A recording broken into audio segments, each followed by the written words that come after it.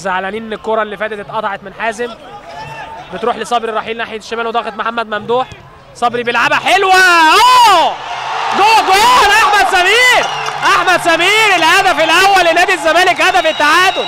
مكمل احمد، واحمد خطر جدا طبعا في الحته دي، ودايما احمد بيعمل الزياده الهجوميه، واتلعبت بشكل حلو قوي من صبري الرحيل وعدت. وجمهور نادي الزمالك بقى سعيد بهدف التعادل في الدقيقه 86. احمد سمير هدف التعادل لنادي الزمالك في الدقيقه 86. بصوا الكره اللي اتلعبت لصبري، صبري بص كويس ولعبها الرزاق، لكن قلش ايمن المحمدي وراحت لاحمد سمير اللي مكمل وحطها بشكل حلو جدا. هدف الزمالك الاول وهدف التعادل. هنتفرج بقى على 7-8 دقايق جامدين جدا. فرقتين اتعادلوا، الزمالك اتعادل عايز يكسب، الاسماعيلي خايف الماتش يروح منه رغم ان هي مباراه وديه لكن واخده طابع الشكل الرسمي، مباراه حلوه جماهيريه.